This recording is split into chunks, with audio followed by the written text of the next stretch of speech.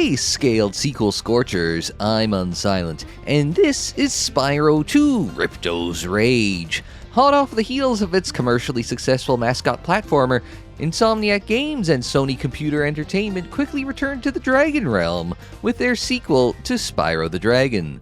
Like any sequel with major aspirations, Spyro 2 sought to make major improvements on its predecessor. For Ripto's Rage, that meant a new world, new characters, new abilities, and new gameplay. Insomniac's goal was to shake the label that Spyro was a kiddie game with the second entry into the franchise, not just through gameplay, but through the story and Spyro himself. So just how successful was Insomniac in taking the next step forward in the first sequel that the studio ever produced?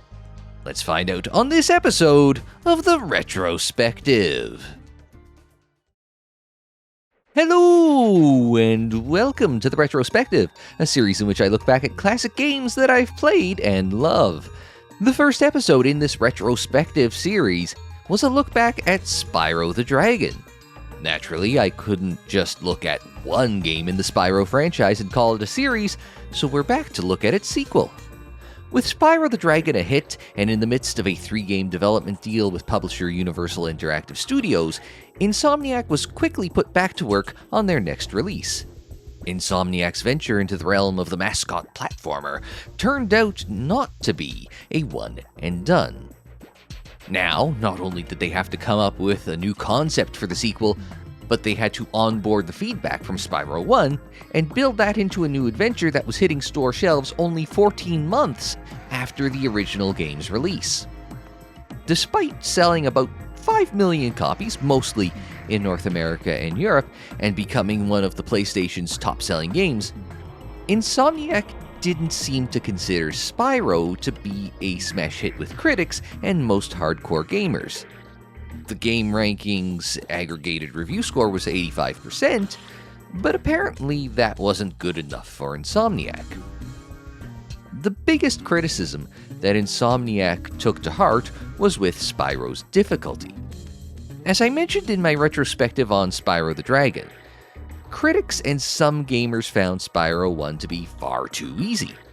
The difficulty really came from collecting all of the items in the game in order to fully complete it. Rather than leaving the challenge to be solely from finding treasure or frozen dragons around the world, Insomniac planned to increase the difficulty and variety of gameplay in Spyro 2.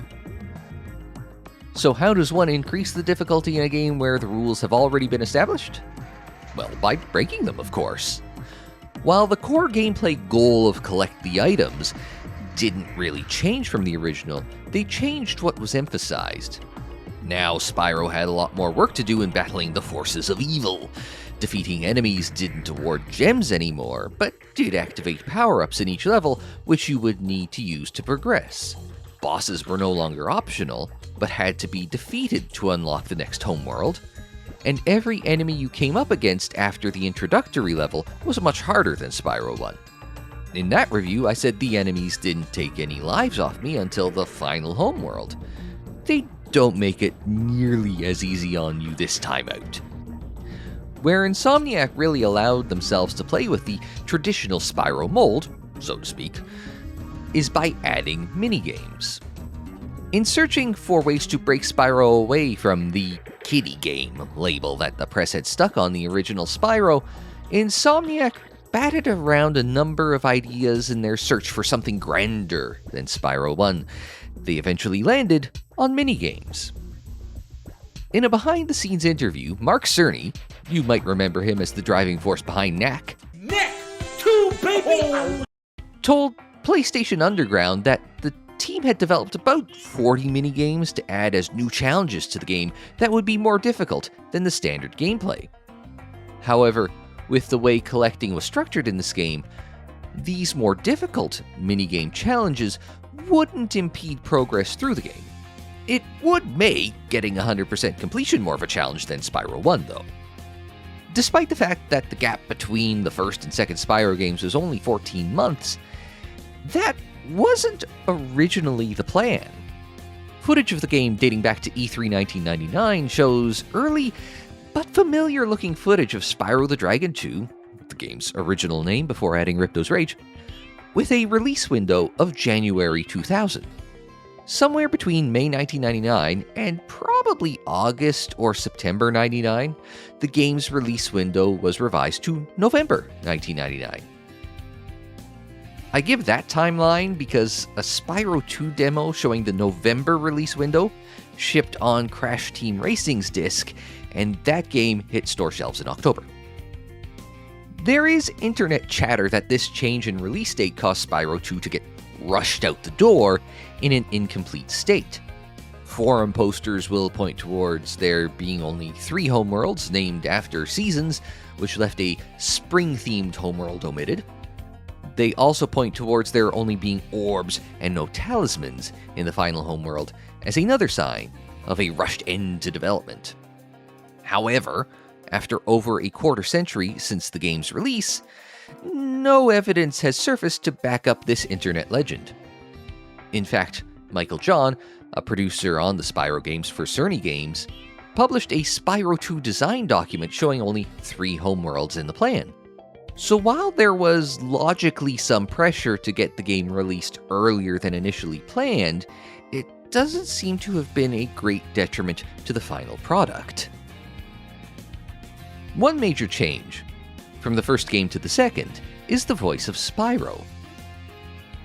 Carlos Alazraqui voiced our diminutive dragon friend in his first adventure, but Tom Kenny became Spyro's voice starting here through the first 6th generation release, Spyro Enter the Dragonfly. After that, Jess Harnell, Josh Keaton, and Frodo freaking Baggins would voice Spyro until Kenny took up the mantle again for the Reignited Trilogy. For his part, Alazraqui hadn't seemed to indicate there's any animosity with Insomniac, but just a decision to go with a different style of voice. Now, the name of the game has an interesting story to it. Why is it that I keep reviewing games with stories about the name? When Spyro the Dragon was ported to Japan, and that's apparently a whole other topic that you could dig into, it obviously got a local translation. That included giving the game a new cover and logo. To the eyes of the English-speaking development team, Spyro's name now read as Ripto in Japanese, and they liked it so much that they borrowed it and rechristened Spyro 2's antagonist as Japanese Spyro. No, the Japanese version of the game doesn't read Ripto 2 Spyro's Rage. It is still a unique take on the cover of the game. And I say rechristened because early design documents refer to the game's antagonist as Greedio. Well, you do crisp him at the end of the game. I guess Spyro shot first. Meanwhile, over in our friendly PAL regions, the game actually had a different name. The game was called Spyro 2 Gateway to Glimmer. Now, Glimmer is the name of the first level of the game. The whole world is called Avalar. According to Michael John of Sony Games, this was just a marketing decision by Sony Europe, and nobody on the other side of the Atlantic was particularly bothered. Whether the game was called Ripto's Rage, Outrageous Tours, or Gateway to Glimmer, when you picked up the game at the store, all 3 titles relate to the story of the game. Spyro 2 starts shortly after the conclusion of the first game. Spyro and Sparks are heading off on vacation to unwind from their battles with Nasty Nork, but accidentally end up starting a new one. They're transported to the Kingdom of Avalar via the realm called Glimmer, where they do battle with the forces of the diminutive dinosaur wizard Ripto. From there, Spyro goes on a new adventure across the whole of Avalar in order to stop Ripto from conquering the world. So yes, you can easily argue that each of the game's names tie into the story. Prior to Spyro arriving in Avalar, the evil Ripto was also accidentally transported to the world and used his wizarding power to conquer the kingdom. The citizens of Avalar needed a dragon to save them, and accidentally found the smallest, though most heroic, of the bunch. To save Avalar, Spyro must gather all the magical talismans of the kingdom, as well as a number of orbs. Unlike in Spyro 1, our main villain doesn't have his own army or used his magic to raise one. Instead, he turned the people of Avalar against each other. Dealing with the immediate calamity that each realm faces results in them turning over that realm's magical talisman. Collecting all of a homeworld's talismans allows Spyro to free it from Ripto's clutches, while collecting a number of orbs lets Spyro deal with the wee wizard himself once and for all. The story isn't just limited to the overarching plot with Ripto. Each level has a story of a crisis that Spyro needs to solve. When Spyro lands in a level, he's greeted by an ally to brief him on what's happening and to ask him for help.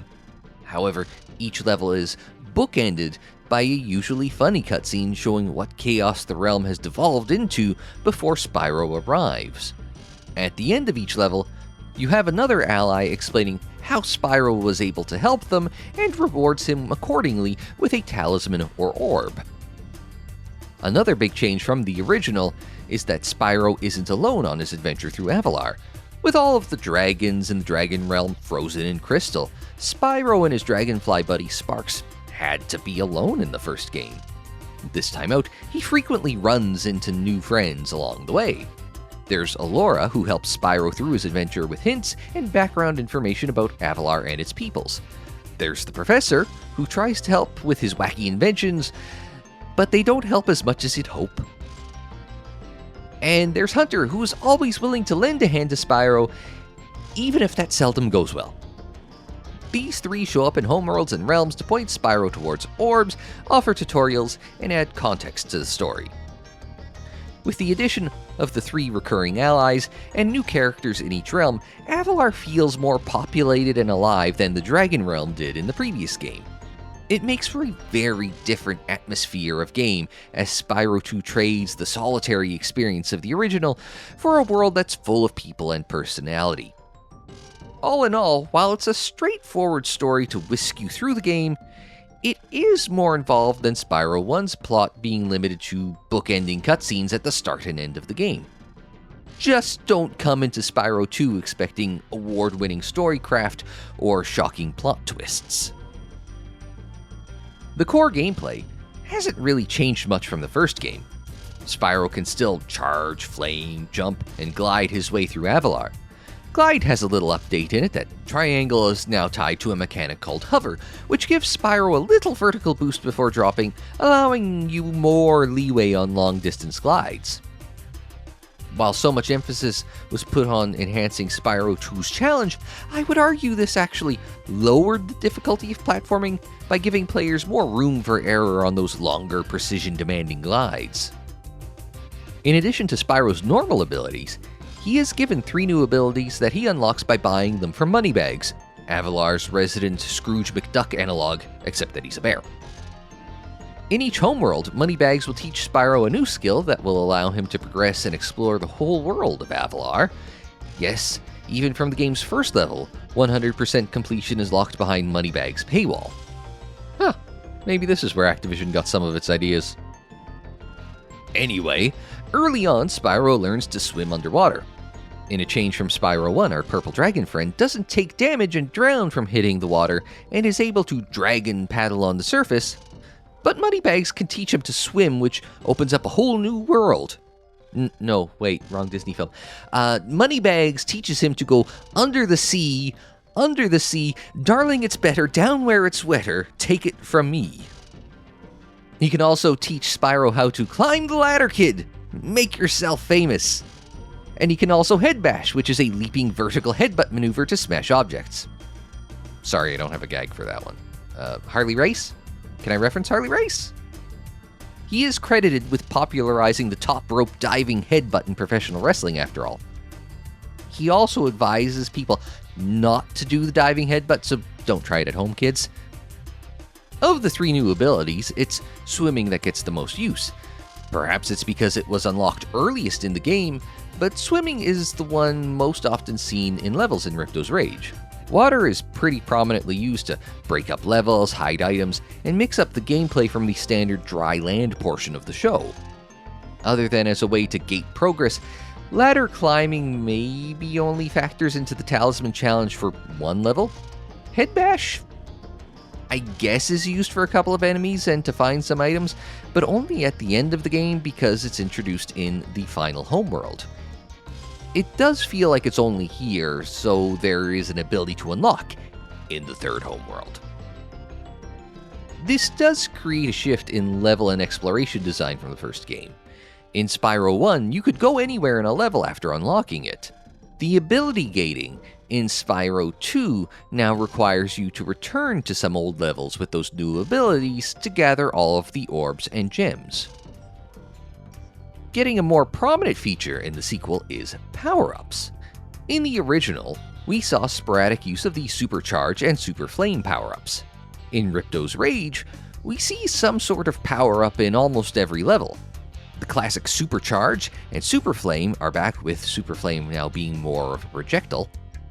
They've also added Super Bounce, which springs Spyro up to new heights, Super Freeze, which freezes enemies in the one level it's used, Super Flight, which allows Spyro to fly for a short period, and Super Invulnerability, which is just invulnerability, but everything else is called Super, so I just decided to add Super to this. Power-ups only activate after defeating a certain number of enemies, which quietly shuts the door on pacifist playthroughs. There's also Spyro's new Super Shot ability too. That's a spitting objects attack, and not done through a power-up, but the devs call it Super Shot, so I figured I'd talk about it here. Usually, these power-ups will have some involvement in obtaining an orb. Defeating the requisite number of enemies to activate the new power-up gates usually doesn't happen until near the completion of a level, and therefore its talisman quest. So these power-ups, while fun and able to add a new wrinkle to a level, can be bypassed for the most part. Similar to Spyro 1, there is an element of collectathon to this game as well. Because collecting Avalar's talismans and some of its orbs are central to the story, collecting all of the game's talismans, orbs, and gems doesn't have the same weight as the original. In the original, you were saving the Dragon Realm by freeing dragons, rescuing eggs, and recovering treasure. In Ripto's Rage, not all of the objectives to earn orbs matter when it comes to saving Avalar, nor does gathering treasure.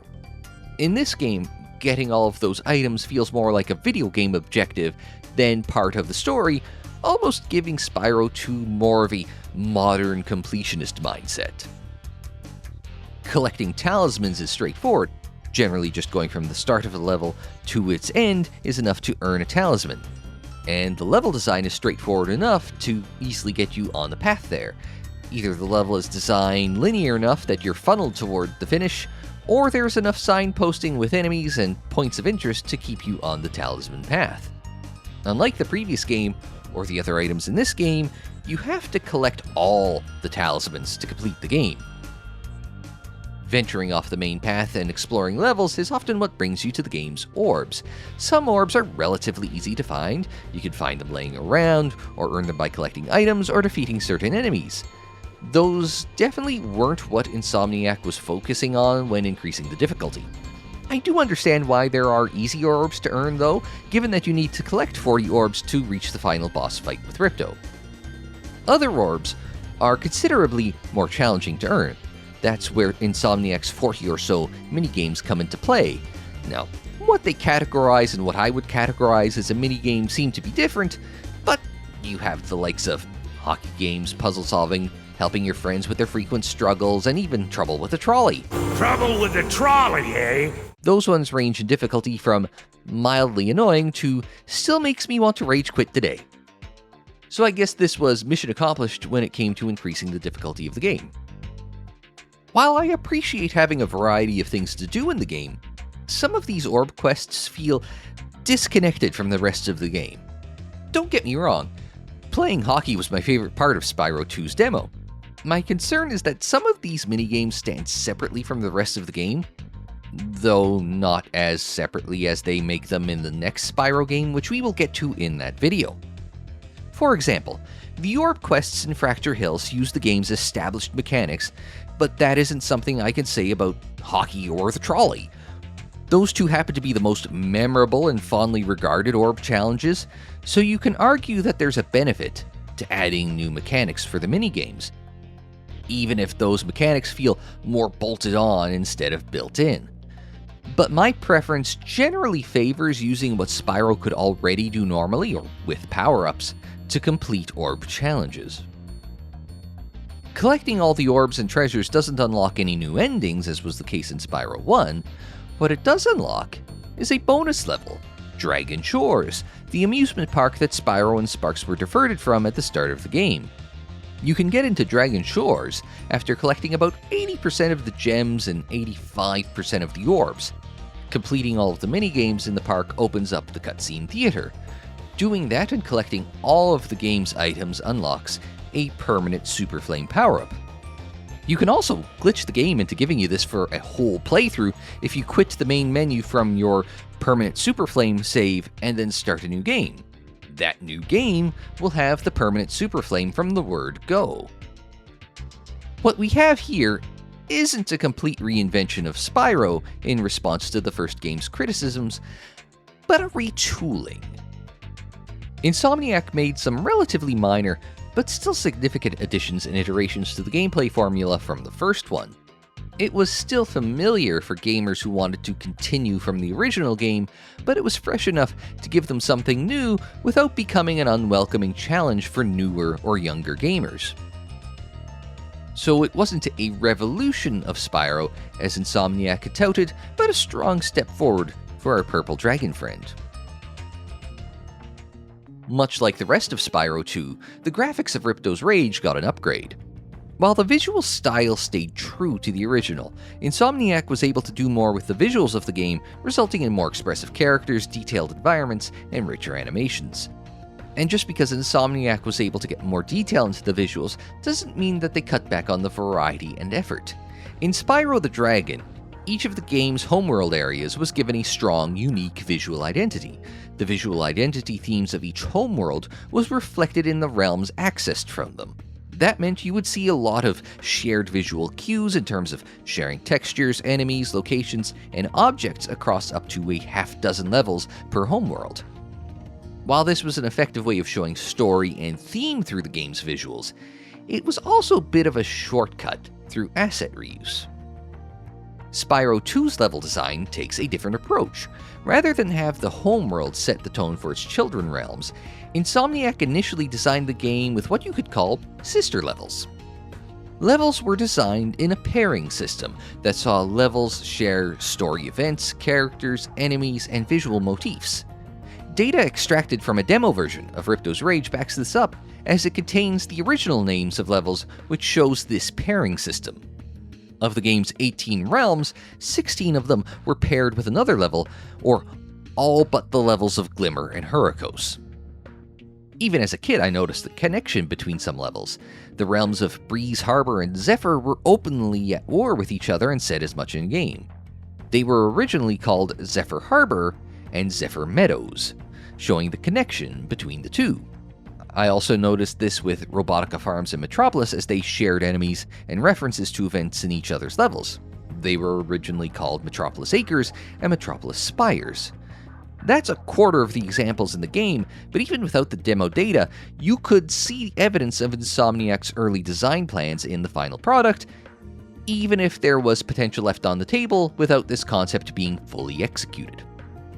I understand that pairing levels by name could have been confusing, but you can make the connection stronger or more obvious even using the different names from the final product.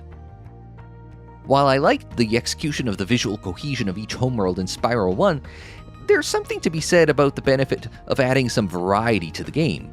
The effort to make each level feel unique is another example of Insomniac pushing the series forward in more ways than just the gameplay. Aside from the visual updates, the animators got some extra work too. Ripto's Rage features a number of cinematics to tell the story of Ripto and his conquering the whole of Avalar. Considering that Spyro 1 only really had 2 cinematics, the increase to about 11 cinematics, excluding all the ones bookending each level, was a major increase in the pre-rendered workload of the Insomniac team. Still, this marked a step forward in the storytelling prowess and importance from Insomniac. The audio side also received a marked improvement. Characters giving or completing talisman or orb quests give fully voiced introductions and conclusions by professional voice actors. While the dragons in Spyro 1 had their charm, the voice acting and voice actors were not exactly a high priority, and it showed. One part that remained high quality was the soundtrack composed by Stuart Copeland. Brought back from Spyro 1, he kept the same feel of music in this game as the original.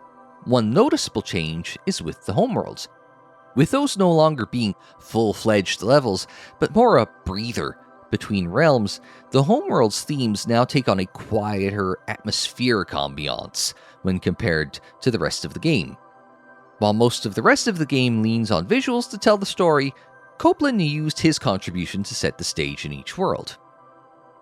And don't forget that if you don't want to play the original PlayStation version of Ripto's Rage, it was part of the Spyro Reignited Trilogy remake that was released in 2018. While the visual fidelity gap between Spyro 2 and Reignited wasn't as great as Spyro 1 and Reignited, there is still a big update to the graphics as one would expect with the move to more powerful hardware. One thing worth noting is the number of voices recast for Reignited. The voices of Hunter, Allura, Zoe, and Moneybags were all recast, with only the latter's voice changing because of the passing of original voice actor Milton James. Normally when I wrap up one of these reviews, I talk about the legacy of a game. I do most of that in my video about Spyro 1, and when I do my video about Spyro 3, aka Spyro Year of the Dragon, we'll definitely cover it there too, because there's more than just a game and a franchise to cover in that video. But for now, I can say that Ripto's Rage Legacy is a complicated one. Yes, critics liked it more than the original, and it added gameplay in ways that permeated through the franchise going forward. But fan rankings are all over the place. Some consider it the best in the trilogy, some the worst, and some have it as the creamy middle. However, just about everyone agrees that Insomniac's original trilogy was better than everything that came after it, so the worst you could say about Ripto's Rage is that it's the worst of a good bunch. And that will do it for this look back at Spyro 2 Ripto's Rage. Do you have any memories of playing Ripto's Rage back in the day like I did? Or maybe you came back to it with the Reignited Trilogy? If so, leave them in the comments down below. And on your way there, don't forget to hit the like button, subscribe if you're new, or looking for more looks back at retro gaming greatness. Share on social media, follow on social media. The social media handle is Unsilent on Air for Twitter, Facebook, Instagram, TikTok, and more. And don't forget, there's plenty more deep dives into the classic and not so classic of video games in the playlist. They're on the screen in the description down below, and more videos anytime on the channel page. And until the next time, I'm Unsilent. Thanks very much for joining me. Like, share, subscribe, and we will see you next time.